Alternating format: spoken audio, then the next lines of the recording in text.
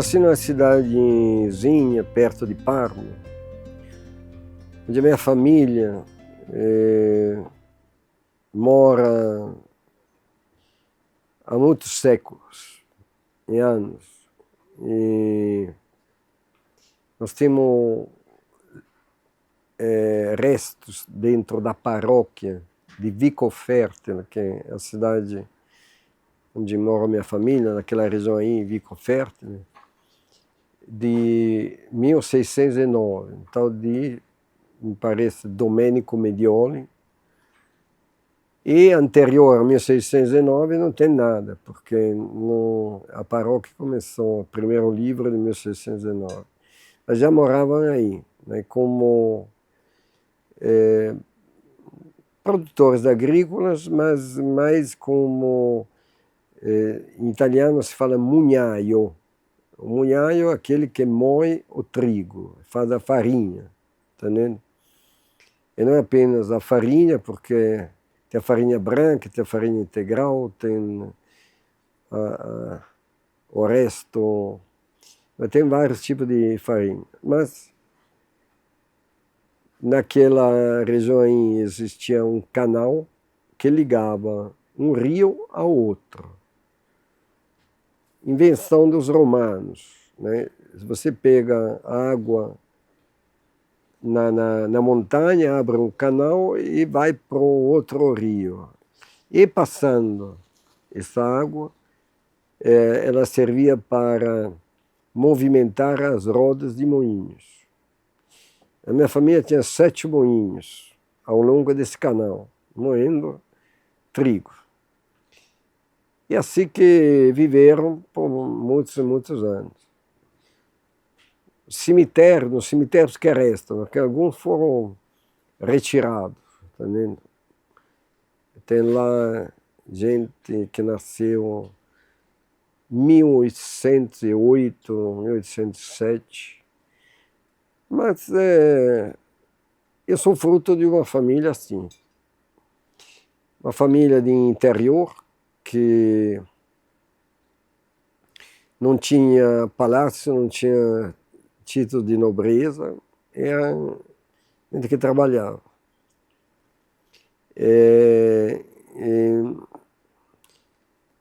Meu bisavô montou uma fábrica de extrato de tomate, foi a primeira. A industrialização de tomate, Vincenzo Medioli. Também foi um homem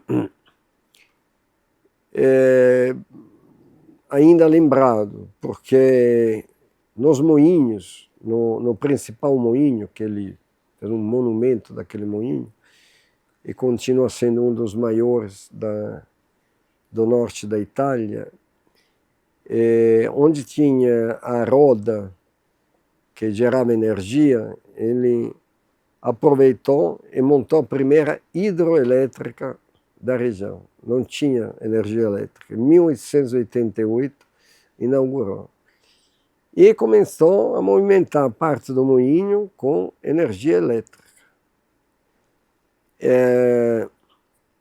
Tem recortes de jornais que da cidade de Parma, ao entardecer, o pessoal fica a 6 quilômetros, chegavam lá para ver a luz elétrica, as lamparias.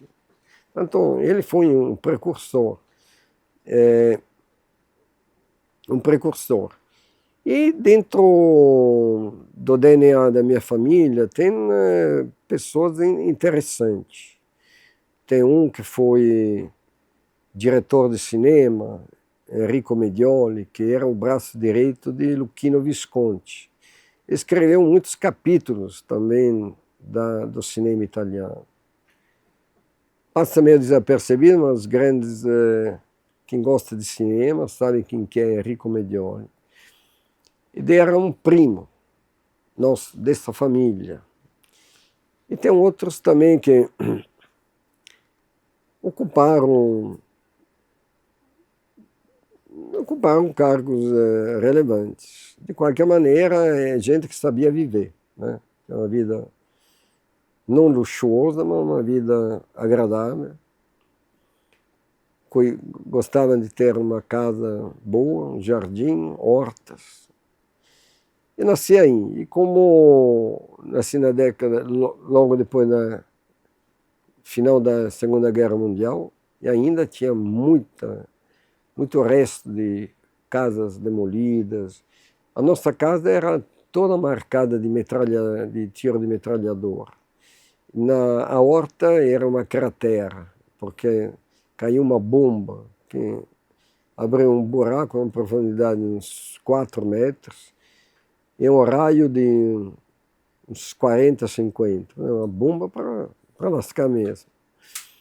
E também, né, eu não vi nada da Segunda Guerra, mas eu tenho lembrança de 1954, 55, porque morávamos ainda na casa de campo.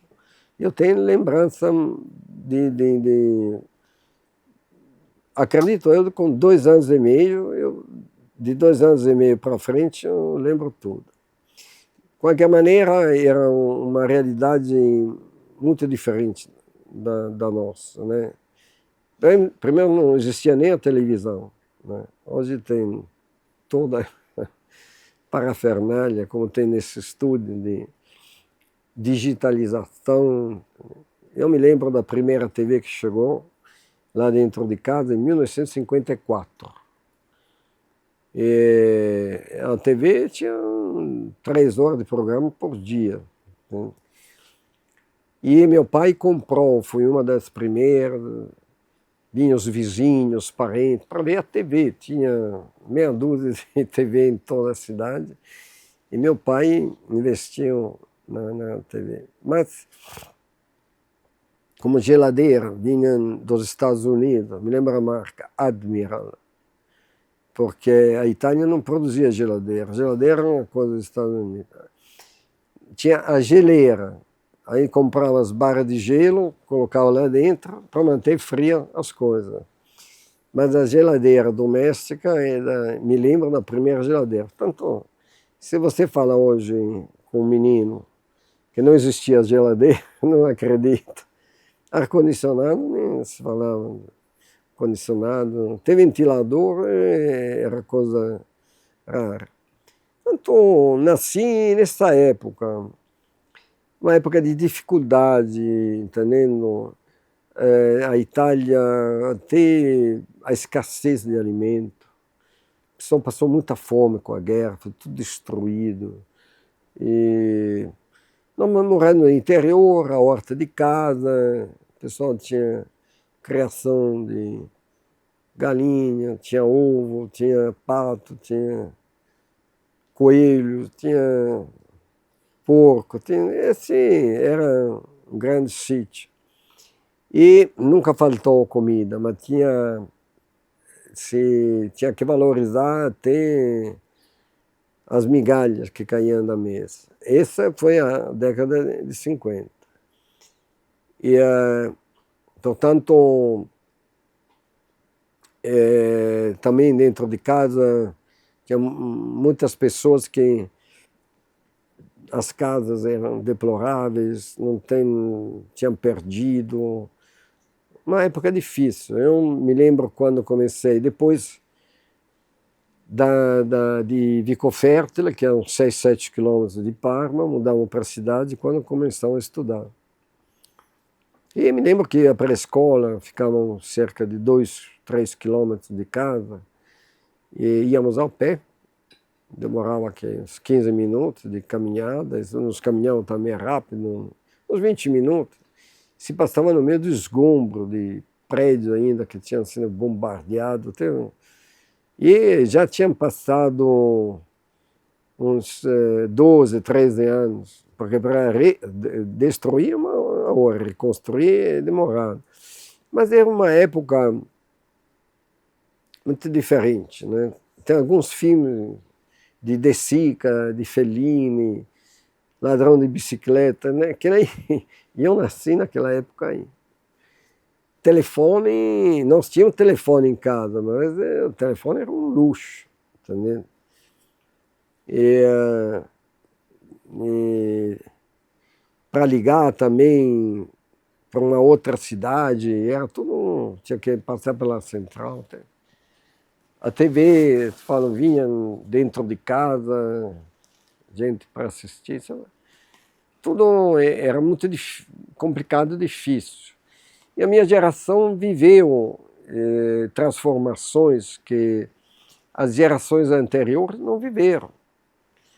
Nasci andando a cavalo, continuo andando a cavalo. Nós praticamente, o carro, eu me lembro o primeiro carro que tínhamos, era a manivela que dava partida, entendendo? E era um carro, pelo amor de Deus, né? Não era daquele, mas começo da década de 50, na Itália, tinha o Topolino, um carrinho. Nós temos uns carros até um pouco melhores, mas ainda sobrava carro de antes da guerra, que não tinha motor de partida, tinha que deixar lá até pegar, entendendo?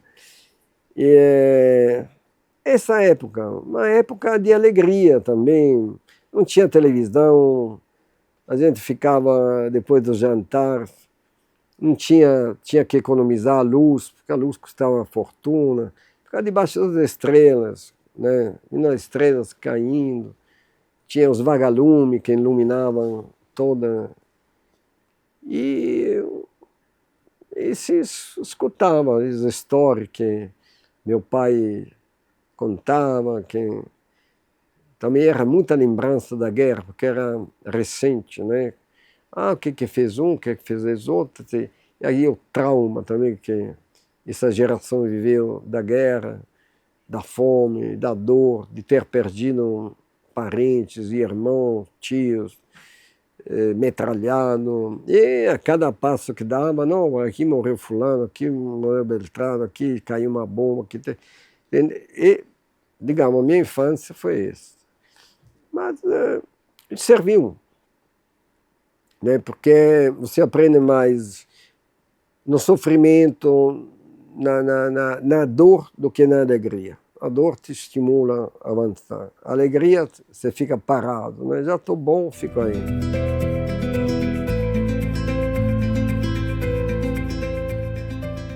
Depois mudei para Milano, com 13 anos, num colégio,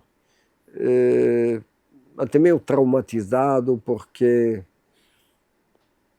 por uma série de questões agora que eu não estou aqui a explicar, mas eu tive dificuldade nos estudos, até porque eu nasci, me colocaram, eu era bastante adiantado como raciocínio, no ano anterior ao meu. E daí eu vejo agora nos meus netinhos o que faz a diferença de um ano naquela idade aí. Tanto me puseram para ser fenômeno, mas eu estava sempre, né, um pouco atrasado, eu tinha que me esforçar mais. Chegou num ponto que isso deu um trauma, entendeu? E superou, eu mudando de Parma para Milano, eu pedi até meu pai me coloque num colégio. Aí passei para Milano, eu virei um fenômeno na escola, entendendo? Agora, mudei de ambiente, tudo, eu passava as coisas, determinadas matérias. Eu tinha dificuldade em química, física. Matemática era excelente, mas sobretudo química eu tinha dificuldade em entender essas coisas, mas todo o resto das matérias dava um show. Passei, portanto, me formei no ensino médio, é um médio superior, diferente do nosso. Você não precisa, saindo desse, fazer vestibular. Já está preparado para entrar em medicina, engenharia, qualquer coisa. E também é uma escola que eu vejo hoje, o método escolar, nós tínhamos, você tinha que responder oralmente, tinha que fazer, não é fazer o xizinho em um e outro, não tinha isso em nada, você tinha que explicar tudo, como se faz, é isso. Você tinha que estudar língua, tinha que estudar latim, grego, francês, inglês. Eu não estudei inglês, eu tinha optado por francês. E tem De qualquer maneira, o estudo da história, a filosofia mais profunda, você passava, saía no final formado, entendeu? Já, a universidade era um complemento, era uma especialização, digamos, se era medicina, se era mais o grosso, você chegava com 18, 19 anos, preparado para a vida. De qualquer maneira, foi assim, vivi em Parma, depois fui em Milano, que é uma cidade fantástica, né? Tem a marca de Leonardo da Vinci, de Milano é Milano, né? É a capital da moda mundial, da indústria, das finanças, e o milanês sabe viver. Milano é a cidade grande, onde as pessoas não gastam demais, mas gastam, vivem a vida. E vem de uma, por exemplo, Luchino Visconti, muitas coisas também da arte. E Leonardo da Vinci é que fez Milano. Tem coisas fantásticas que ele fez lá dentro. Então, não é apenas ele, tinha centenas de outras pessoas, depois a música, a arte, a pintura, a arquitetura, a indústria. Milano é uma cidade excepcional.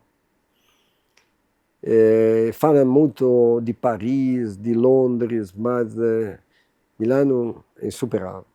Agora, eu vivi em Milano dos 14 aos 25 anos, 10, 11 anos em Milano. E numa cidade intelectualmente super avançada, entendeu? Se aprendia, os professores que eu tinha na escola, nossa, hoje se chegasse aqui ganha prêmio Nobel, entendeu? Agora, eu tive uma educação realmente fantástica. Também meu pai podia me deixar num colégio que era um colégio de elite, mas não apenas de elite financeira, mas de elite cultural. Tinha um método pedagógico muito bom. E eu convivi também com pessoas que depois eram filhos de grandes empresários, de artistas, e viraram famosos por aí. De qualquer maneira, num ambiente denso também, em termos espirituais, convivi na sociedade teosófica, e com o que tinha depois, numa época disruptiva, que é a época de 68. 68 se lembra Paris, mas Milano era em paralelo a Paris. Entendendo? A revolução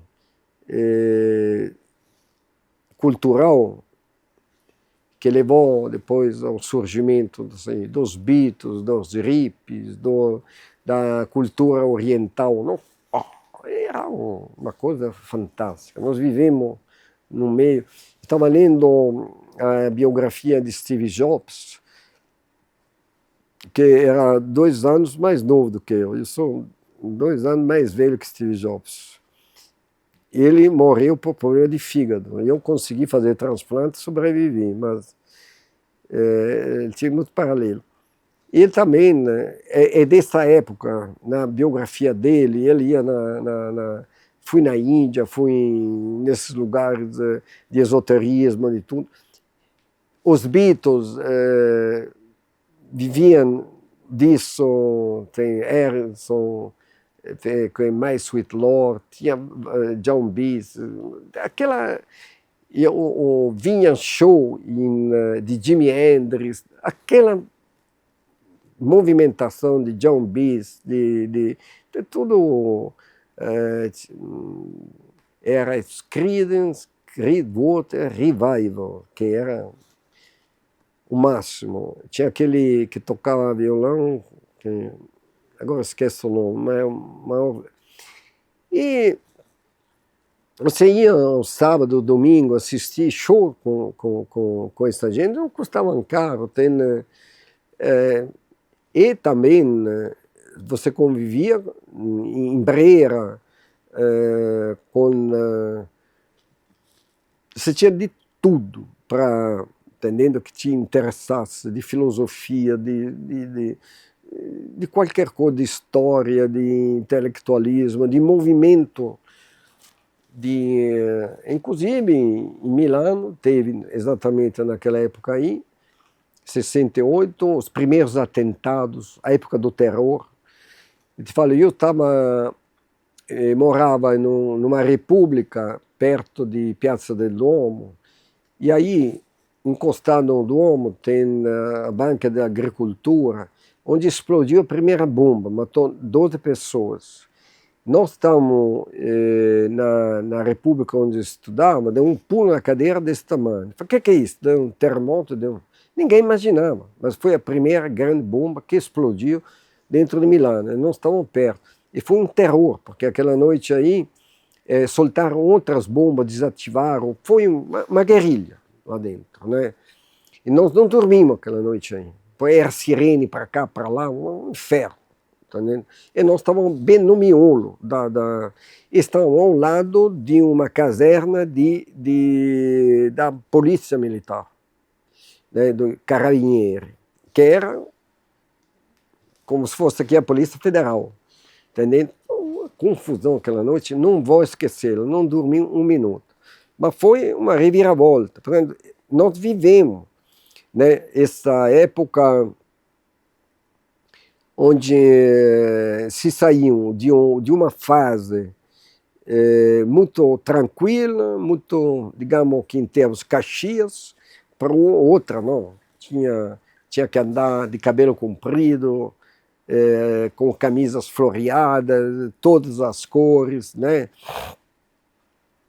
A música Beatles, Rolling Stone, me lembro, danceteria, boate, show para todo lado. Me lembro de um show de Led Zeppelin no Vigorelli, onde fizeram agora a Olimpíada de Inverno, né? Aquele aí, um show do Led Zeppelin, arrasaram com tudo, quebraram tudo. Nós não conseguimos entrar, mas os Led Zeppelin meteram fogo no palco. É tudo uma loucura naquela época aí, podia esperar de tudo. Show de Jimi Hendrix, e vinha esses gurus indianos para dar palestras, fantástico. É uma época incrível, ainda porque mesmo com toda a pauleira que dava as barricadas, eu estava inscrito a filosofia, só que fiquei 2 anos, o curso ficou parado, porque os protestos eram tão grandes que os professores não abriam. A universidade ficou lacrada de tanto protesto que teve. Né? 69, 70, 71, as universidades ficaram paradas. Os professores tinham tão medo de receber atentados que se você chegava lá, você passava a prova, assim, e eu me recusei a isso. Parei de estudar, porque não fazer o quê? Mas chegava lá, metia a faca no pescoço do professor, ele assinava. Foi uma época de chumbo também, né, nesta revolução. Detonaram trens, teve... E essa fase durou até... Inclusive, quando eu saí da Itália, foi exatamente a insegurança que tinha na Itália. Raptavam, matavam, as Brigadas Vermelhas pegaram os diretores da Fiat. Começaram a dar moda de matar diretores da Fiat, ou metralhar as pernas. Se falava gambizzare, você com a metralhadora. Tem muitos que estão... A Fiat, porque a Fiat representava, era a maior empresa italiana, e isso aí durou anos, a Fiat quebrou. Eu estava assistindo, reassistindo, porque foi lançado em 2019 um documentário da Netflix sobre Agnelli, e que explica toda... eu reassisti semana passada, revivi também vários momentos, né, daquela época que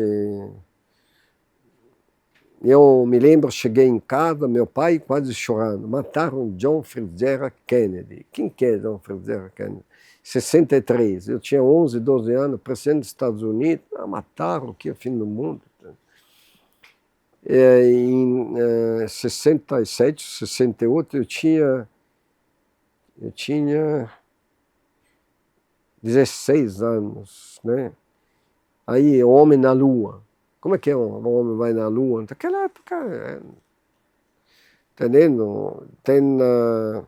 Você vive muita quebra de tabu, muito altos e baixos, coisas, mudança de costume, de pensamento, mudei de continente, tenho que me virar na vida.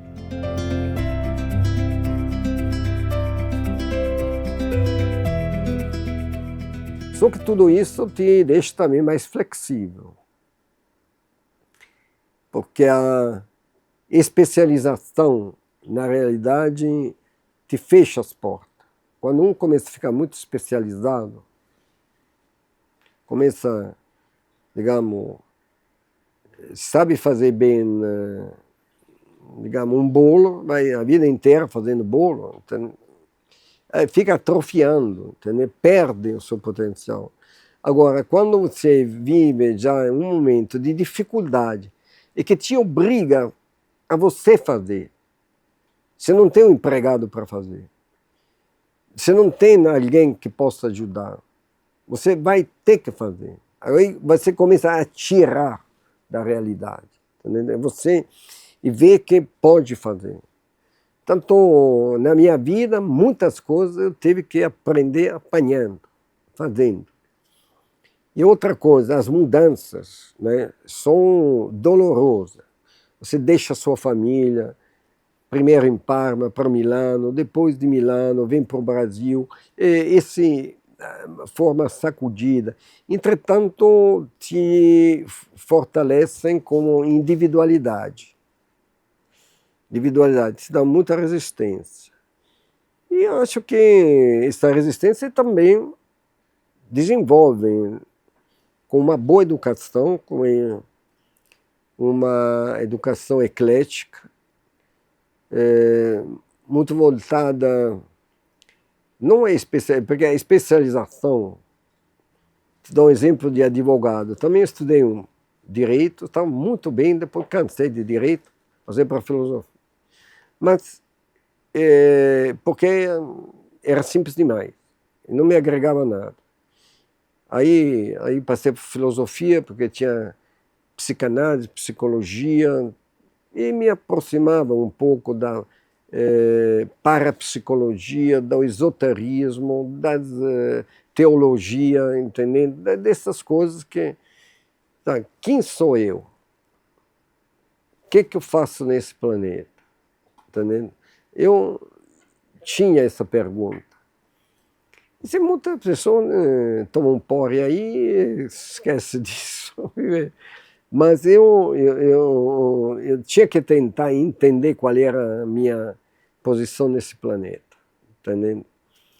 E foi perturbadora, porque você chega num ponto que você não tem resposta. Só que quanto mais a procura, mais distante você fica. Porque também a vida, como te mostra Albert Einstein, que também a leitura de muitas biografias, de muitas coisas, eu devo ter lido mais de 100 biografias de grandes personalidades, mas ou mais, 150, lá em casa tem uma de biografia, porque quando você estuda a vida, né, de uma pessoa, isso é real. não é um romance, não é uma ficção. O que ele viveu? Por que ele passou? Como é que subiu os degraus na vida? Entendendo? E eu sempre aconselho, olha, sim, jovem, se você ler 100 biografias e mais uns 300 livros, você está feito, não precisa estudar, não precisa nada, você resolve tudo na vida. Agora, eu li centenas de biografias, estudei história, porque a história, digamos, é aquilo que se passou e continua, né? Porque hoje fala as disputas, mudam os meios, as tecnologias, mas a história se repete, vai se repetindo. E, de qualquer maneira, se forma conforme a bagagem que lhe é dada, tem uma herança genética, tem uma herança espiritual, kármica, dármica, que vem do DNA, e tem a formação educacional. Não adianta também ter uma formação genética boa, mas ser jogado aí no meio dos lobos. Você vai se transformar num lobo. Agora, a educação que faz de você uma pessoa relevante. Eu tive essa grande educação, um estímulo à leitura. A leitura eclética. Agora, tem gente que, por exemplo, nasce com, digamos, nasce marxista e morre marxista. Esse cara perdeu a vida. Porque pode chegar, no final, a confirmar, digamos, que o marxismo, se ele chegar a isso, é o melhor. Mas se não souber do resto, não vai conseguir produzir alguma coisa para a humanidade. Se fixa numa coisa, mas não entende. A humanidade não nasceu marxista.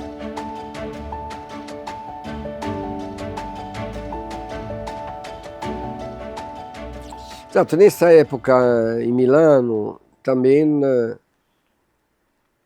continuei trabalhando na SADA. A SADA tinha sua sede principal em Milano. Estudar estava muito difícil, as universidades estavam fechadas. E, portanto, continuei a frequentar os círculos culturais, a fazer cursos que me interessavam, que eu gostava daquelas coisas. Por exemplo, eu gostava de estatística, fui fazer um curso avançado de estatística, entende? Que onde é que vem? Outro de psicologia, e continuei também lendo, me formando e participando de... se falava que tinha aulas dadas por grandes personalidades. Eu tive a sorte também do colégio que vinha, tinha pessoas fantásticas trabalhando lá dentro, que me ajudaram muito, em todos os aspectos. Mas aí me dediquei ao estudo, ao trabalho na sala, e chegando por volta de 23, 24 anos, a Itália estava complicada. A década de 70 foi mais complicada. Teve em 73 a crise do petróleo. Nossa, porque parou tudo, não tinha petróleo. Uma crise incrível e um abalo em toda a economia. O barril do petróleo passou de R$1 para R$13. Hoje estamos a 8, não reais, dólares. De $1,50 para 13. A economia virou de cabeça para baixo. E também tinha a escassez do petróleo, mas a Itália começou a ter uma certa estagnação e se abriu oportunidade aqui do Brasil. Já tinha cerca de 4 anos de experiência dentro da SAD, eu estava com final de 24 anos, exatamente na primeira semana de março de 76, completa agora a primeira semana de março de 2026, 50 anos atrás, vim aqui pela primeira vez. Fiquei aqui uma semana, 10 dias mais ou menos, uma semana, 10 dias, para conhecer o canteiro de obra da Fiat e fazer Nós fomos com meu tio, que era o fundador da SADA, não era meu tio, era cunhado de meu pai, casado com a minha tia. E aí fomos depois em São Paulo, em Porto Alegre, e fomos no Rio. E do Rio reembarcamos, porque na época era tudo entrada e saía do Galeão. São Paulo, a porta de entrada era Rio de Janeiro. E aí voltamos. Inclusive, fizemos uma viagem via Dakar, África. É o Boeing 707, não tinha autonomia para chegar na Europa, você fazia reabastecimento em Dakar. Essa é a minha primeira viagem. No Brasil também é diferente. Rio de Janeiro, primor. Uma cidade tranquila, uma cidade maravilhosa. Hoje não se fala mais de Rio, cidade maravilhosa, mas é uma cidade realmente maravilhosa, num cenário natural, assim, estupendo, a vida, praias, tudo que você possa imaginar de bom. Rio realmente era uma grande cidade. Mas aí eu voltei na Itália, entre abril, a segunda quinzena de março, abril e os primeiros 20 dias de maio, consegui fazer a documentação e ter um visto permanente para chegar. Não era muito difícil naquela época. E o Brasil precisava de gente. Aí cheguei aqui depois definitivo no final de maio de 1976. E a SADA foi fundada em 4 de agosto de 1976. A Fiat foi inaugurada aqui dia 9 de julho de 1976. Por que 9 de julho? Porque a Fiat completava 77 anos de existência. Em 1899, Giovanni Agnelli, 9 de julho, fundou a Fiat. Aqui, comemorando 77 anos de Fiat, inauguraram essa linha. Na época veio Giovanni Agnelli, tinha Ernesto Geisel, governador era Aureliano Chaves, recém-postado, tinha saído Rondon Pacheco, parece. Rondon Pacheco é que assinou o primeiro termo da Fiat, mas que inaugurou é o Aureliano, com o Geisel, que era o presidente da República. Geisel durou até a entrada do Figueiredo, que me parece foi em 79. Tanto foi naquela época, uma época onde não era possível trabalhar qualquer coisa. E tinha muita gente que vinha, olha, se você fizer isso, fizer aquilo, vão te expulsar do Brasil. Tinha muita gente que dava carteirada, era uma época complicada.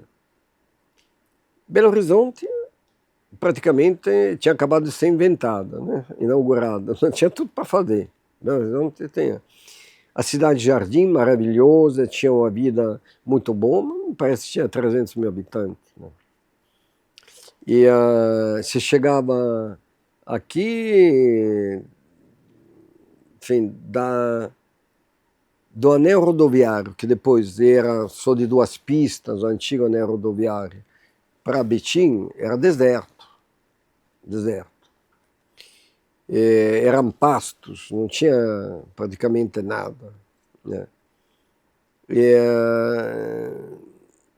Era uma 381, né? A Avenida Amazonas parava aí na Gameleira, da Gameleira para frente não tinha nada. Então, cheguei nessa época assustado, porque era muita diferença de onde eu vinha para cá. Mas era desafiador, entendendo? E o que ajudou muito no começo é o clima. Porque eu vinha de um clima frio, úmido, o inverno quente, mas abafado. A Itália é maravilhosa.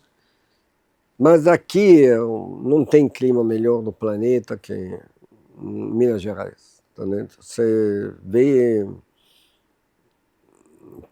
se estamos numa cota 700 a 900 metros, com clima temperado, nunca é muito frio, nunca é muito quente, tem um pouquinho de frio, um pouquinho de calor.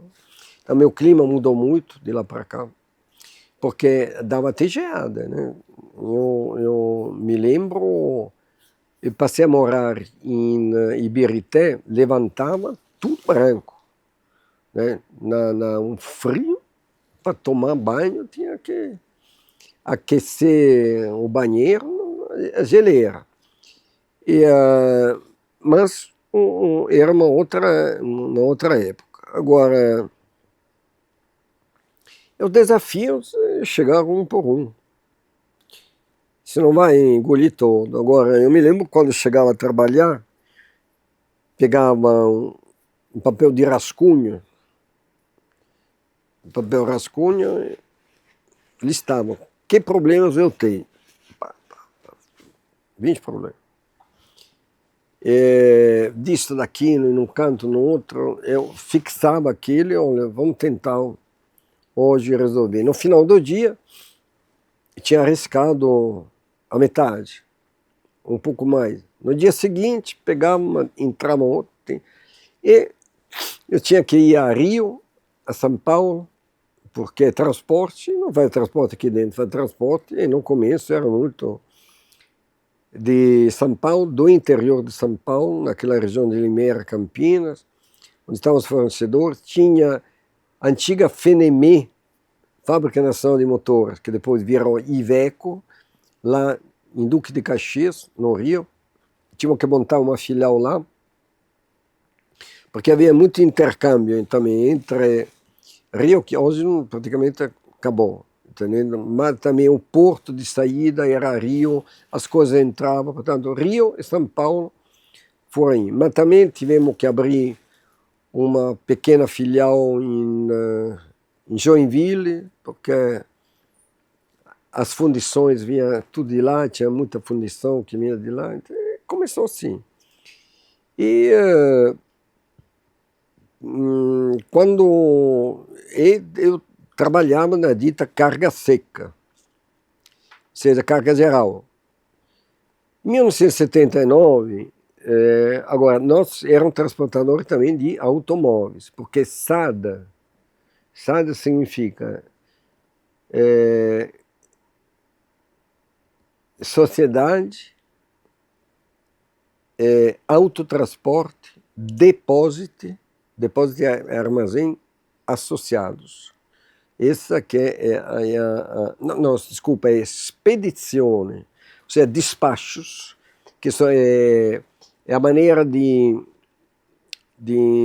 identificar transporte de carga fracionada. Portanto, em Itália se fala expedizione, carga fracionada, autotransporte, carga de veículos, armazém, depósito, porque armazenava também por conta do cliente para depois redistribuir, associados, porque se associava. E a SADA tem origem da privatização e desmembramento de uma sociedade que chamava GRA, Grupo Reunido Autotransporte, uma estatal que foi montada com caminhões remanescentes do exército americano para fazer os transportes, né? Durou de 1946, foi fundada depois da Segunda Guerra Mundial, e até 1957. Aí decidiram privatizá-la, porque já a Itália tinha constituído, tinha fábrica de caminhões, isso, aquilo. Aí foi dividida. E a estrada foi uma...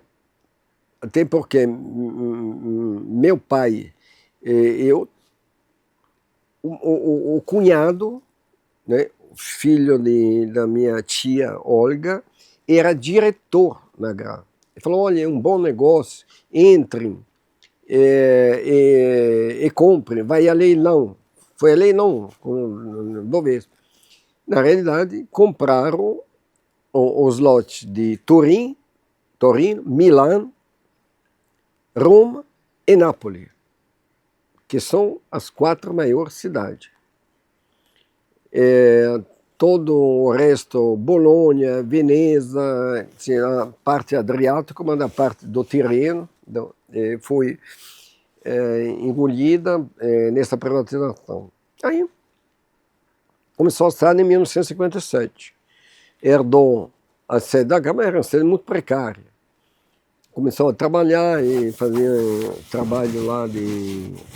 Praticamente encontrou os clientes que já estavam lá, grandes, a Unilever, a Philips, a Xerox, e tinha outras marcas também daquela época que estavam dentro. Nós começamos assim, a trabalhar naquilo.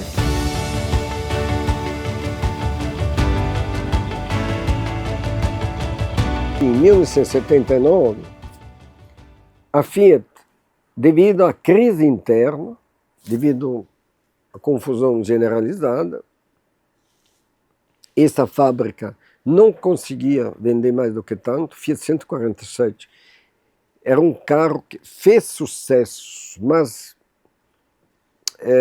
não havia mercado do carro popular. Eram carros mais... Entendendo? E ele pegava na base, não tinha. Enquanto na Europa tinha muito mercado.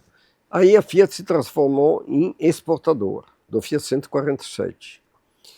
E aí, só que nós pegamos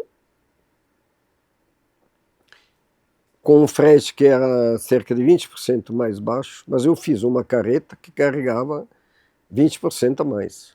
Portanto, essa segunda que está hoje de 11 carros, foi na nossa oficina que fizemos. E deram com um método mecânico, porque também era um modelo único. Aí era mais fácil de fazer uma carreta, e inclusive o Fiat 147 era menor, cabiam 12 carros. Nas outras cabiam de 9 a 10. Eu, todas as viagens, colocava 12. Entendendo? Aí pode dar um desconto. Na época, ganhamos dando um desconto de uns 15%, mais ou menos.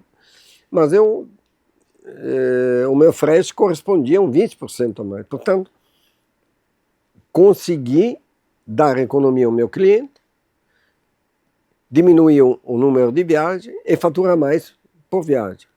Entendeu? Isso me gerou digamos, um ciclo virtuoso. E os carros que eram 15, 20 mil por ano, chegaram a 100 mil por ano. Porque o carro foi um sucesso na Itália. Chegava lá barato, não tinha produção desse carro, do 147, não tinha linha, okay? E a Fiat começou a inundar a Itália com 100 mil carros por ano. E aqui nós fazendo carreta, comprando carreta, fazendo literalmente o diabo para dar conta da demanda.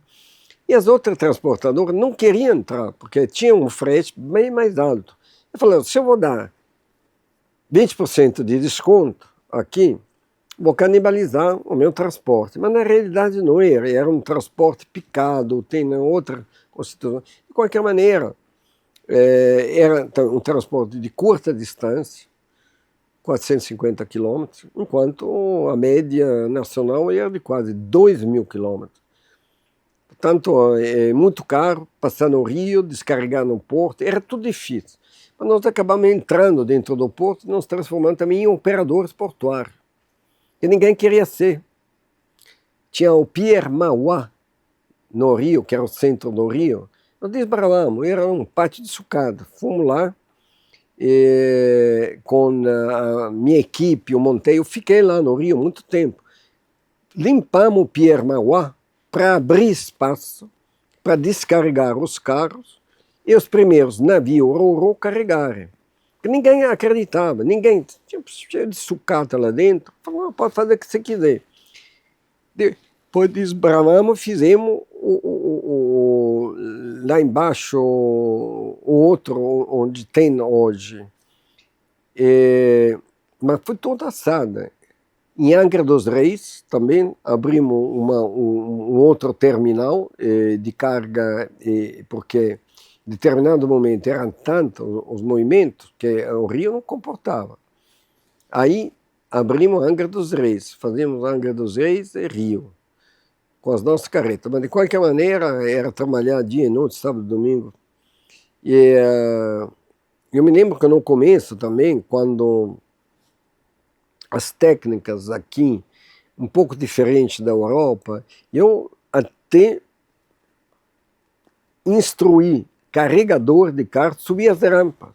Pegava o carro, não se faz assim, não tem que fazer as normas de segurança. Aí eu pegava, carregava uma carreta cegonha. Eu não conseguia ficar parado, fazia as coisas erradas. Não, porque não pode, como não pode? Aí mostramos como eu era muito bom de volante, manobrista, assim. Aí eu pegava e mostrava. Aí criamos, entendendo, uma confiança, preparamos mão de obra, modificamos as rampas e hoje, evoluindo 50 anos, temos um terminal em Igarapé que é fantástico, vem do mundo inteiro para ver.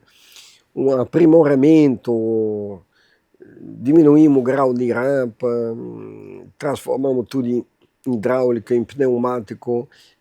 Hoje, um caminhão, uma cegonha, carrega aí, em média 35, 40 minutos, até demorar um dia, entendendo? Agora, no terminal, tem uma movimentação que chega em certos dias a 7 mil carros, entre entrada e saída.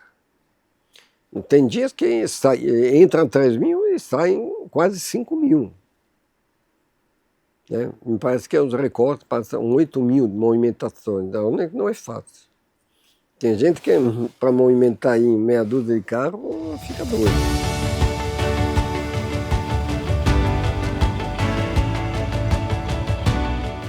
Em parâmetros internacionais, ninguém chega nem perto.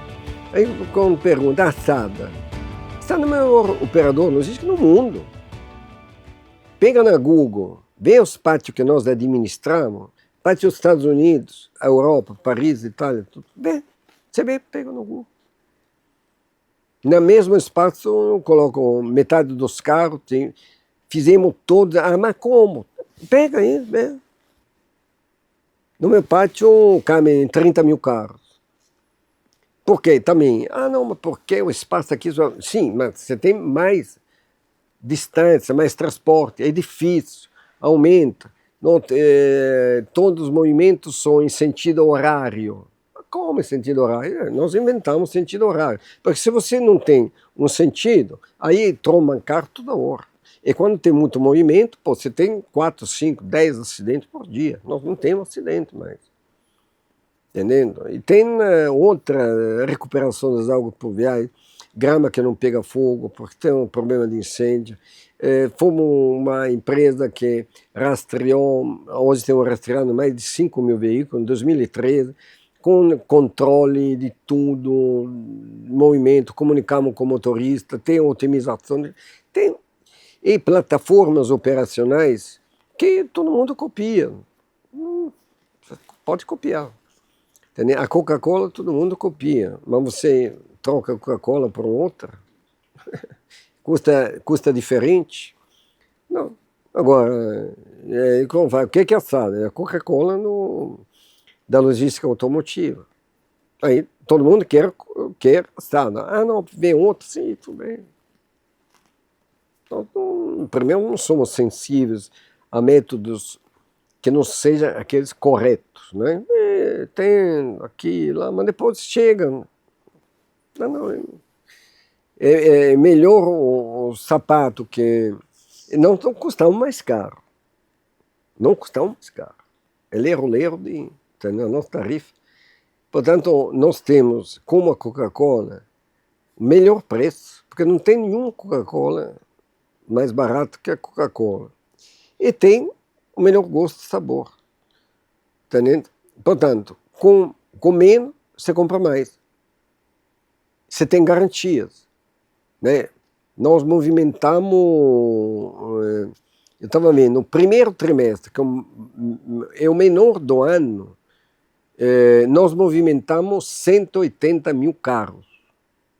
Ou seja, mais de 50% das vendas.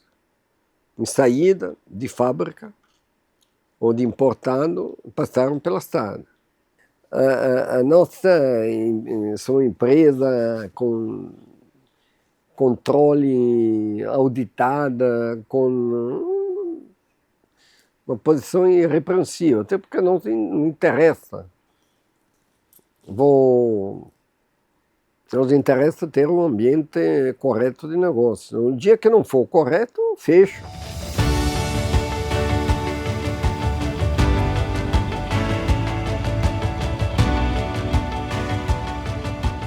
A família é um desafio, né? Todo mundo precisa fazer família. Primeiro, para dar continuidade à humanidade. Muitas vezes para dar continuidade à sua tarefa. Então, a família,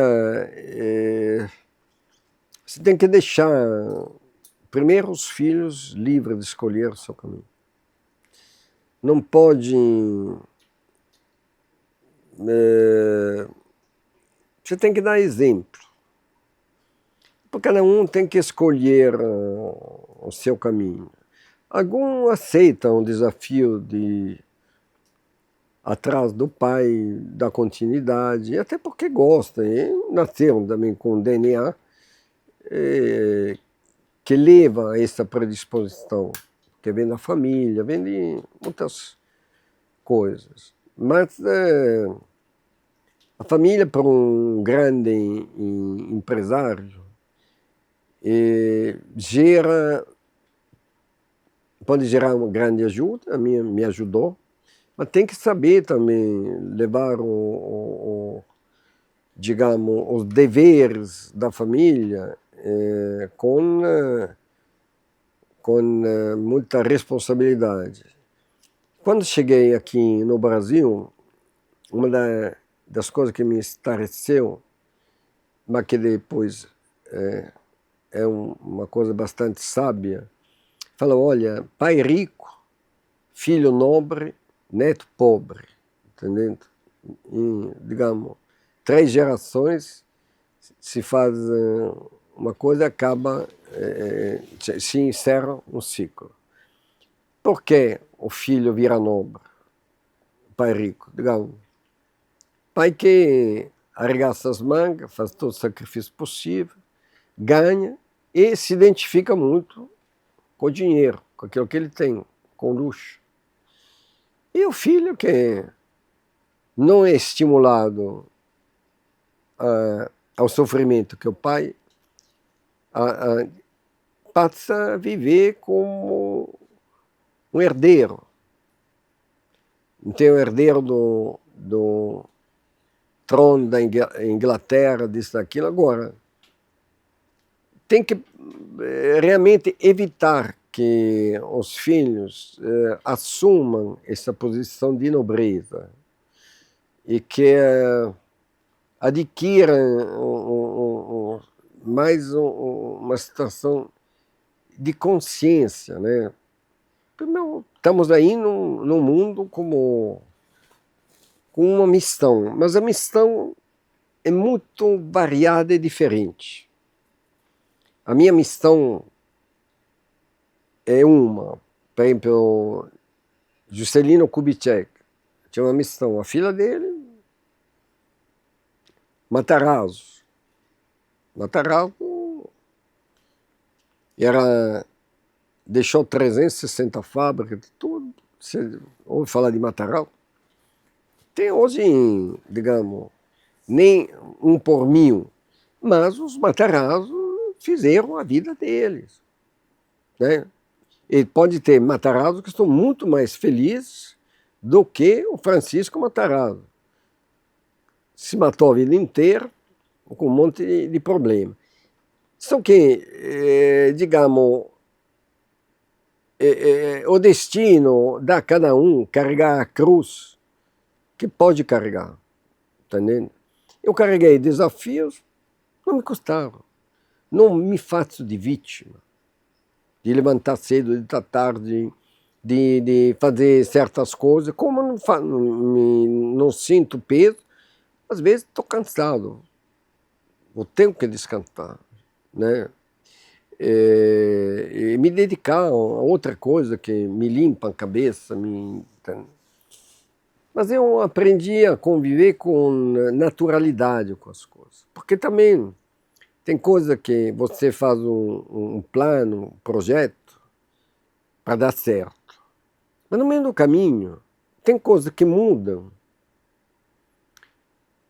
Você pode insistir, mas você tem que ser flexível. Quem tem especialização, e volto lá atrás, se secou. Que não é...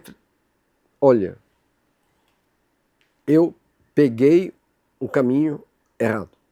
Ou tem outro caminho. Você tem que ter flexibilidade e autocrítica. Porque se a pessoa não tem autocrítica, eu vejo aí alguns políticos que não têm autocrítica, né? Vem pá, pá, pá. Depois de uns dias é a ignorância. E hoje, digamos, algumas destroem o ser humano. Mas, na realidade, ele não tem capacidade de entender mais nada. Mas você tem que ser flexível, conhecer tudo. Partem já, não, porque o cara entrou de camisa vermelha, é um besta. Tá entendendo? Não entrou de camisa amarela, é um animal. Tá entendendo? Agora, a rotulação, porque muitas vezes debaixo da camisa vermelha tem alguma coisa que presta, debaixo da camisa amarela tem. E você, o conjunto da humanidade, não tem um igual ao outro, é diferente. Você tem que realmente não fechar a ideologia, porque a ideologia pode mudar. Aí quando você mais a combate, mais a reforça. Agora, porque estamos num extremismo radical em política. Porque radicaliza. Agora, quando você vai à esquerda, né, você gera a direita. Quando vai à direita, você gera a esquerda. Na realidade, quem é hoje Flávio Bolsonaro? Te dou um exemplo agora. Flávio Bolsonaro, de repente, brum, subiu lá em cima. Quem foi o maior cabo eleitoral dele? Ninguém da direita, né? Foi a esposa do presidente da República que caiu, pisou na jaca com os 2 pés, num desfile que ridicularizou grande parte dos brasileiros, que gostam da família, que gostam da religião, que gostam da Bíblia, que querem uma vida normal. E esse aqui é 60% da população. Como é que você vai mexer, ridicularizar? Quem é você para ridicularizar isso?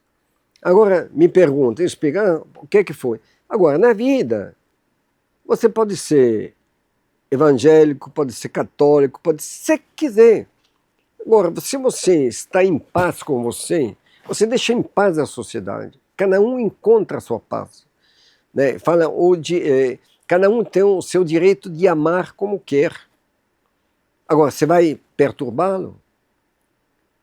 Você vai botar-lo num gramado? Bom, ele gosta de ler a Bíblia. Está fazendo algum mal? Deixa. Agora, se a Bíblia não é suficiente, né? Mas é uma passagem. Agora, com tantos seres humanos aí, E aí vão fazer besteira, não presta atenção a isso. Porque na realidade não tem atenção com o povo. Entendendo? A família é muito importante. Eu tratei como uma das coisas mais importantes da minha vida. Né? Estou casado há 40 anos, tenho 2 filhas, tenho 5 netos, convivo com eles, tenho uma relação ótima e tentei dar o melhor possível que eu tinha. Né? Para minha esposa, para as minhas filhas, para os meus empregados, para todas as pessoas que esbarraram em mim, eu procurei dar o melhor.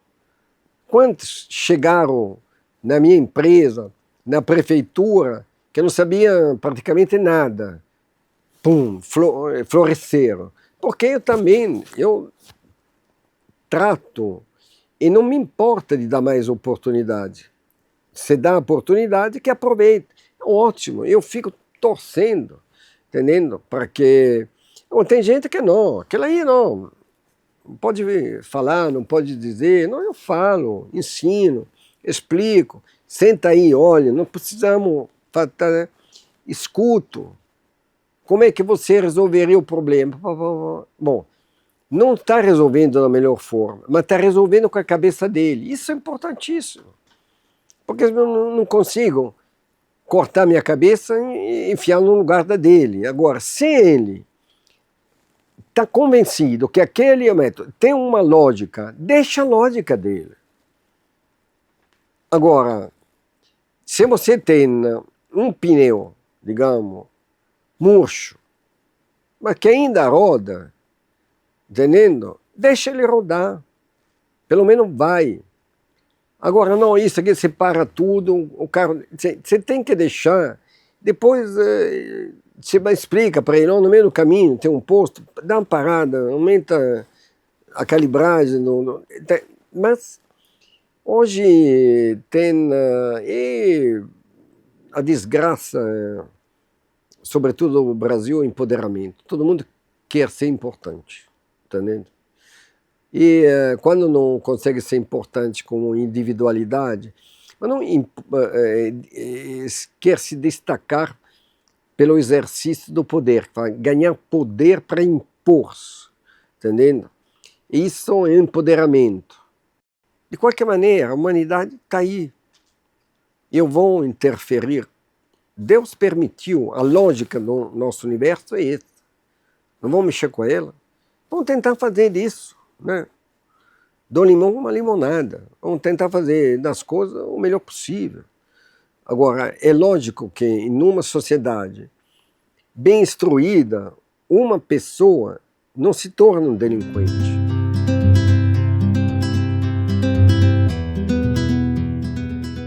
Olha, a política é um mal necessário. Pode ser desastrosa, como pode ser extremamente construtiva. Quem faz a diferença são as energias que estão se movimentando aí dentro. Entretanto, é um setor que é abordado, é procurado para gente que é carente de poder e quer poder. Quer importância, quer poder, quer enriquecimento. E toda a lógica, você vê, por exemplo, eu me candidatei sou pré-candidato a deputado estadual. Mas você poderia ser candidato a não sei o quê, aqui, deputado estadual, nunca fui na minha vida, fui deputado federal, prefeito, sou um cargo, digamos, hierarquicamente superior. Mas eu tenho um objetivo. Como prefeito, vi que carece de uma força a nível estadual para regulamentar a relação Estado-município e deixá-la melhor. Portanto, coloco à disposição o meu conhecimento, a minha experiência, numa tarefa que me agrada. Vou fazer alguma coisa boa. Pega aí. A maioria dos candidatos que está aí, não, eu quero ser candidato a presidente da República, porque já fui vereador, prefeito, deputado estadual, federal, senador, governador, agora que eu sei que... E também tem alguns que querem pular, né, 4, 5 degraus, ou tem nem passado por um e já querem chegar no outro. Agora, isso é arriscado, porque é uma questão complexa, onde também, né, a dificuldade se exacerbou até um ponto que, se não tem alguém com autoridade e com experiência para entender qual é o cerne do problema e quais são os caminhos da solução, começa a terceirizar por um campo, não perde o fio da meada. Eu vejo na prefeitura de Betim, eu coloquei à disposição toda a minha experiência, conhecimento, intelectualidade, fizemos coisas que eram impossíveis. Agora, se alguém quiser assumir um cargo, é como alguém que sai de casa sem saber para onde ir, com que meio ir, o que fazer quando chegar, entendendo? E onde você vê que o desejo, a ambição pessoal cega todo mundo e cria também um estado de sentimentos, de coisas, de tendência, onde todo mundo acredita que é isso. Ah, não, eu vou votar no fulano, vou votar no Beltrano. Tira o nome dele. Analisa. O que é que ele vai fazer? Não sabe nem o que fazer. Por quê? Te falou que vai fazer alguma coisa? Nada. Vote em mim, porque eu sou mais bacana, porque eu sei fazer a crítica, porque eu danço samba. Entendeu? Agora, vem cá. Se você está, vamos fazer, você está a bordo de um Boeing, né? E, digamos, você tem que escolher o melhor piloto para andar lá dentro. Agora, se tira do banco um cara que, mais que andar de bicicleta, não sabe, e você coloca lá dentro, é claro que vai ter desajuste. O Brasil raciocina assim. Tem gente que sabe andar de bicicleta que está sentada onde precisaria de ter um piloto, até porque a responsabilidade é enorme. Você assume um cargo sem saber o que vai fazer, você é um irresponsável. É como esse que sai do banco para pegar o lugar, não, tira, entendendo? E se coloca para dirigir uma aeronave que ele não tem noção de nada. Você não enxergou ainda todo o potencial que tem em Minas Gerais? Temos jazidas trilionárias, temos um monte de coisa. Fica fustigando uma briga menor. Você está entendendo? Nós estamos num nível onde a disputa política se dá no porão, né, de um navio furado. Lá dentro estão brigando no porão. Quando não, você tem que sair fora, tem como andar, entendendo? Tem aquela história do Platão, que estavam no fundo da caverna, virado de costas, e ficamos brigando com as sombras que passam na parede, entendendo? Agora, esse que é o mundo que nós vivemos.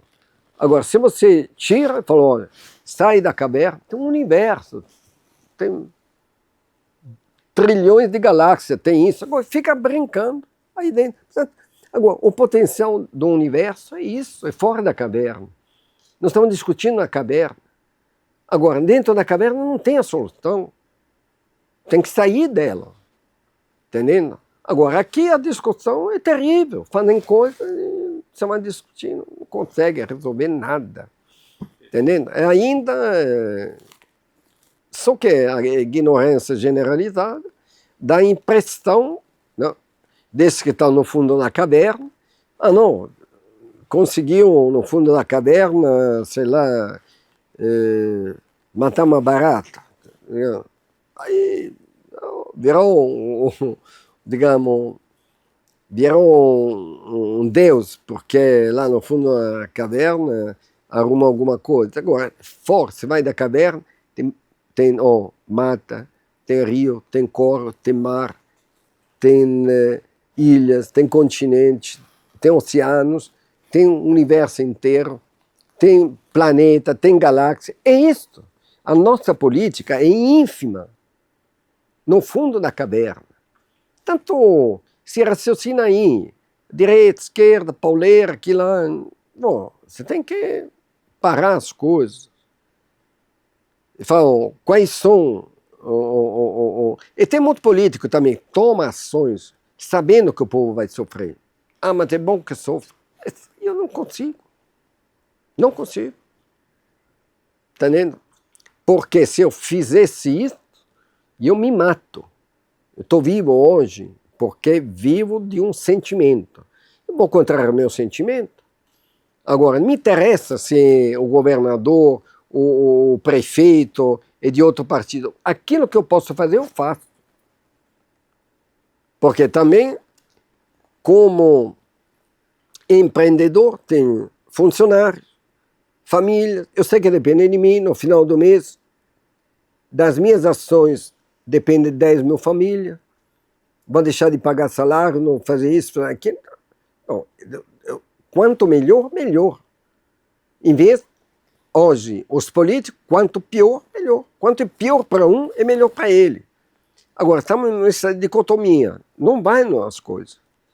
Porque quando um está no governo, outro... Não, e tem alguns que são... Eu vivi naquela cama. Eu vi gente votar contra o plano real, contra tudo, porque era do outro lado. Como é que você vai se habilitar amanhã a resolver um problema quando o seu radicalismo, você vota contra pela cor? Eu tive deputados do outro lado que ficavam angustiados. Aí chegava aí, eu tenho que votar contra, mas você vai votar a favor, né? Mas fica tranquilo, vota a favor. Marca a sua posição contrária. Agora, para mim é uma imbecilidade. Porque se é bom para o povo, não tenho que votar. Eu estou aqui para fazer o bem do povo. Você sabe que votar no contra é o mal do povo. E vem pedir o meu voto.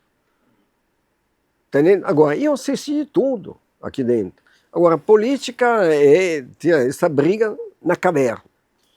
E estamos muito, mas muito longe de ter uma sociedade ideal. Agora, também, com a miséria, como é que você vai fazer? Um cara que não tem o que comer,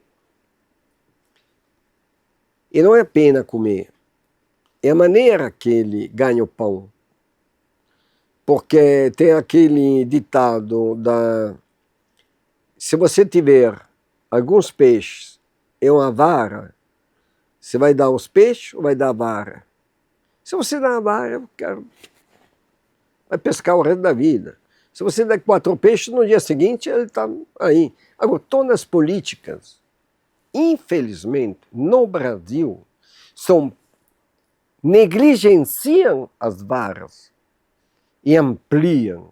Eu vi de alguns presidentes da República, governadores, lideranças, sim, fazer esses raciocínios. Ah, não, mas é muito bom, porque agora tem plano de assistencialismo. O assistencialismo você faz em silêncio. Você não vai deixar morrer alguém. Não vai dizer, não, eu vou votar contra, digamos, um plano aí. Quando nasceu a Bolsa Família, era Bolsa Escola. Se o menino vai para a escola, você ganha bolsa. Foi a maneira de arregimentar. Mas via Coab, não deixava morrer ninguém. Entendendo? Agora, tem que, se uma pessoa vive aí apenas de esmola, se enfraquece demais. Uma pessoa que depende né? Só de esmola, fica sentado aí, na escadaria da igreja, com o chapéu na mão. Até plantar um pé da face, não sabe fazer. Agora, falar o Brasil tem que aumentar a arrecadação. A arrecadação só se aumenta, se serve para melhorar a engrenagem. Agora, o assistencialismo você faz, você não deixa o idoso lá. Nós fizemos APAC, asilos, creches, entendendo? Tudo isso tem que ter, mas tem que ter a finalidade construtiva. Não gerar um enfraquecimento da sociedade. A sociedade tem que se dispor a isso. Ah, não, vai comer picanha. Bom, vai tomar cerveja, comer picanha. Agora, você pode chegar a comer cerveja e picanha, você ganha, mas agora a subsistência é arroz com feijão. Está entendendo? Agora, mas faz sonhar, como, por exemplo, Brizola fazia os caiques. Nós temos um caique. Você sabe, o caique hoje tem, não chega a 500 alunos. Eu tenho escolas com 1.500 alunos, que são mais funcionais que o caique. Mas ele faz um monumento na beira do asfalto, o caique. Lá dentro não funciona nada, não tem método. O material é uma porcaria, o negócio tudo estrambelhado, entendendo? Agora, mas ele é outra coisa. Tem determinados partidos que pegam votos de ignorante. Se a ignorância acabar, ele acaba. Tem que alimentar a ignorância, o sofrimento, fazer os currais, as granjas, onde vai distribuindo. Porque você vê que a tendência da emancipação econômica é largar o voto assistencialista, outras coisas. Portanto, não tem solução. Não vem falar que você gosta de pobre. Você gosta de pobre porque vota em você, mas se ele acaba de ser pobre, não vai votar mais em você. São coisas. A política no Brasil, eu hoje, depois de 50 anos de Brasil, de ter 40, determinadas pessoas não consigo nem falar. Não consigo falar, pode falar, mas não me interessa, mudo de canal, porque você já vê da maneira que levanta um dedo o que ele é. Eu estou aqui no mundo para construir soluções. Esse cara aqui não, ele quer encher o bolso dele.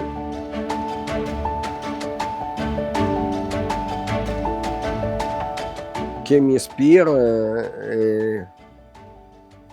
te repito, ser um ser útil à humanidade. Também nisso aí é que tem um sucesso Sada. E se você pega homens que foram de sucesso, tem esse espírito de ser útil. Porque se você é pernicioso, né, não vai para lugar nenhum. Entendeu? Você vai jogando casca de banana na sua frente até chegar num ponto que você não reconhece o abismo onde você está se jogando. E a Sada depende muito do meu esforço, da minha mentalidade, da minha formação, formação cultural, moral, das experiências que eu fiz, e não foram muito mais os erros do que os acertos. Só que você pode errar. E o erro te ensina muito, te ensina a corrigir o caminho. Agora, eu sempre tive a humildade de reconhecer, eu errei. Eu tenho pessoas aí que não têm erro na vida. Se você não tem erro na vida, porque você não enxerga. Tá entendendo? Agora, a pessoa que me fala, eu errei muito. Né? E você quer fazer uma vida também sem sofrer? Agora, o sofrimento, a doença, te ensina mais do que ficar aí tomando cerveja debaixo da árvore, tá entendendo? Agora, você sai revigorado. E não teria nem como medir a diferença, né? Outro dia nós perdemos o sul-americano, né? Um time de vôlei que eu montei. E você não está triste? Não, estou satisfeito. Por quê? Porque se não experimento a derrota, dia 11, vitória consecutiva, como é que eu vou apreciar? Ou seja, a derrota faz parte o sofrimento faz parte da alegria. Quanto maior é o sofrimento, maior será a alegria. Portanto, você recarrega. São os polos positivos e negativos. Agora, você tem que andar. Agora, errou, errei. Graças a Deus. Porque o erro te vacina. É uma vacina. Tá entendendo? Você não vai repeti-lo. Quando você o absorveu. Agora, aquele que comete o erro e vem aí, não, porque aqui, porque lá, não serve, cara. Errar é humano. Os latins falam, errum humanum est, perseverare diabolicum. Ou seja, errar é humano, perseverar, continuar, é diabólico. Ou seja, você se vai jogar no inferno. Agora, o erro humano, reconhece. Meus colaboradores, erram, em frente. Não vamos errar mais, né? Porque você sabe que na frente tem variáveis que, se aparecerem, sabemos como resolver. Não é aí, mas é aqui. Tá, né? Portanto, se acumula na experiência. Agora, tem gente que tem em idade relativamente restrita e que não tiveram a sorte de acumular experiência. Está entendendo? Porque as experiências são infinitas. O homem mais sábio do mundo falando que era Sócrates, porque falava, eu sei de não saber. Eu sei mais do que você porque eu sei de não saber. Agora você sabe tudo, não sabe, né? Na realidade, para saber tudo, tem bilhões de coisas que você não sabe. Eu vejo, a cada dia aprendo uma. Tá entendendo? Portanto, juntando toda a experiência, você acaba aumenta a sua liberdade. Também, quando se fala o que é a liberdade, né? E eu um dia me convenci, numa leitura, que a liberdade depende das alternativas que você tem. A alternativa é o conhecimento. Te dou um exemplo.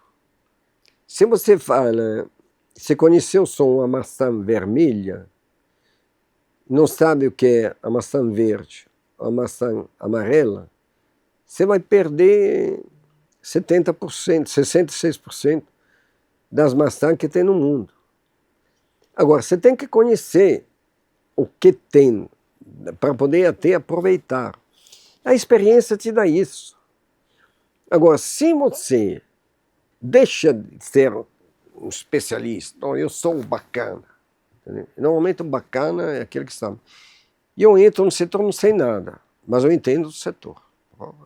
Eu entendo de vários. Você começa a acumular um poder de síntese. Porque no mundo tem tudo, não tem só aquilo, tem tudo. Agora, quanto maior é o seu conhecimento, é mais eclético, mais possibilidade de síntese tem. E isso aí reflete na liberdade. Porque uma pessoa que não conhece, te dou um exemplo, como se planta um pé de alface, mas tem aí o terreno, vai morrer de fome. Não tem escolha também. Agora, quanto você sabe, mais escolha tem. E dentro dessa escolha também, se você agregar o poder de síntese, entendendo? Você tem, digamos, a solução do problema, é uma alquimia.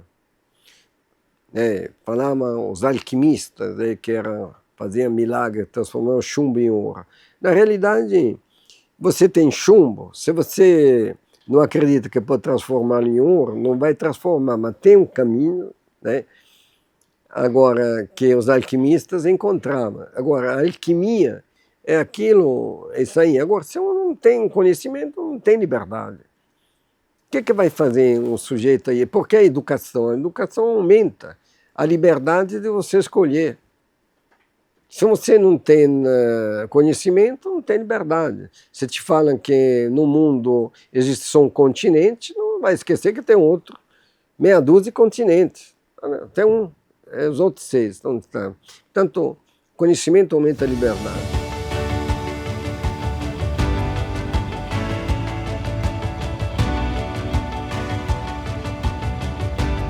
Todos os impérios têm um começo, têm um fim. Eu espero que, ou pelas mãos, vontades das minhas filhas, possa continuar, mas também não seria uma decepção, entendendo, que esse grupo se transformasse em outras coisas, que eu não tenho ideia, entendendo? Só que se você estuda a história, vê que as coisas não caminham de forma linear. Pode ter uma continuação de endereço, mas pode ter uma mudança. Isso não é que me afetaria. Agora, cada um vai fazer o que achar melhor.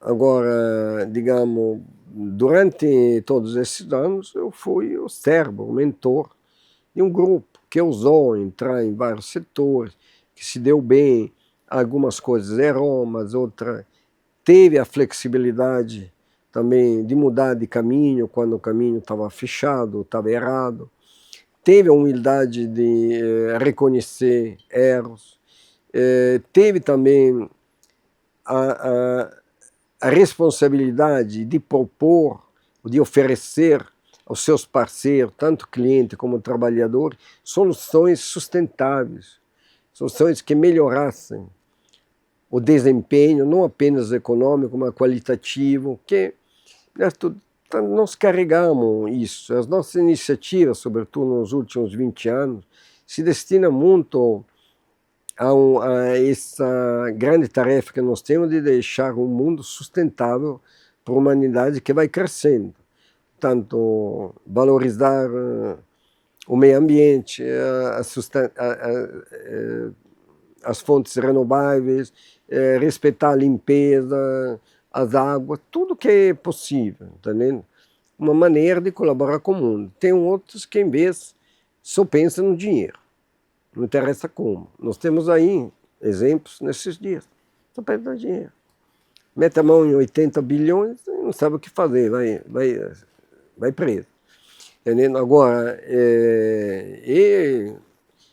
porque não carregam não tem essa carga moral e espiritual que fortalece os grupos, entendendo?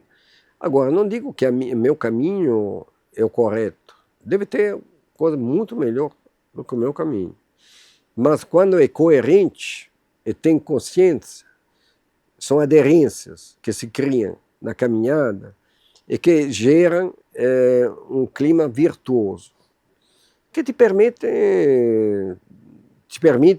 desafiar qualquer coisa. Nós fizemos um time de vôlei que virou campeão do mundo 5 vezes. Né?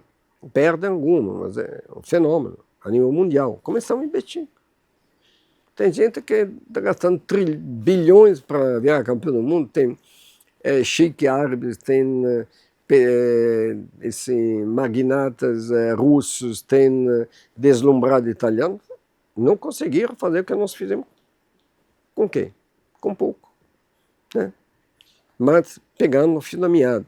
Mas esse conceito, às vezes, que eu te dou do vôlei, é porque aplicamos no Grupo Estado aquilo que foi aplicado no vôlei. Me fala às vezes, por que você não pega o Cruzeiro?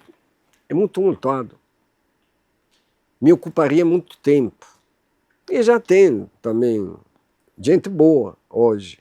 E nós esforçamos, nós produzimos um modelo de SAF.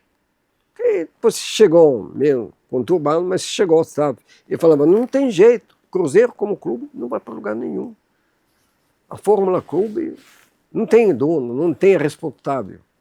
Que é o cara que vai comprar uma cota para tomar banho ou sauna lá dentro, que vai fazer um interesse. Tem que ter alguém motivado para o interesse. E aí tem 400 donos, todo mundo se servindo do Cruzeiro, ninguém servindo ao Cruzeiro. Com a SAF, tem alguém que começa a servir ao Cruzeiro. Quando eu estava aí, era gente que se servia do Cruzeiro. O serviço público, também na política, é assim. Você é um servidor público, você assume um cargo público para servir. Não, vão lá para se servir. Portanto, os governos e todo o sistema que está aí é para se servir. Privilegiam, em primeiro lugar, alto salário, mordomia, aposentadoria, tudo você possa imaginar. Isso não é suficiente. É propina, é roubo, é exploração. Então, por que falta o espírito? Quebra, né?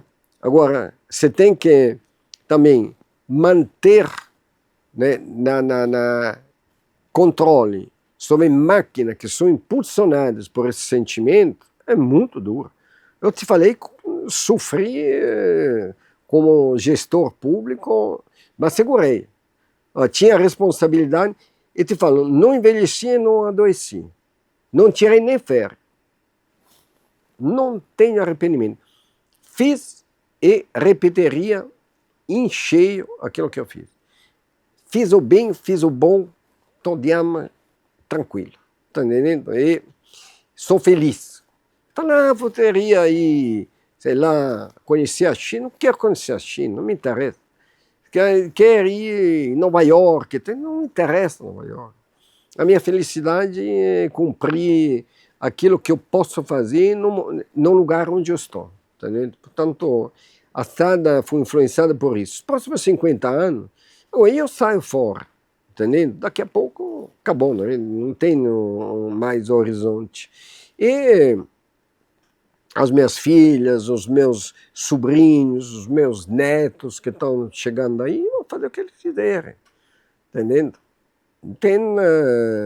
E pode ser também que a missão do grupo continue naquele sentido, ou migre para outro. Eles vão ter que sentir o que fazer. Eu não tenho a forma. Eu formei as minhas filhas mostrando o que eu faço. Mas não é que ela tem que repetir aquilo que eu faço, mas pelo menos os princípios, que são as coordenadas, por exemplo, da honestidade, do respeito, de fazer o bem, de ser úteis, entende? Esse que eles apliquem. A minha vida passou, entendendo? Eu estou cheio de cicatrizes, entendendo?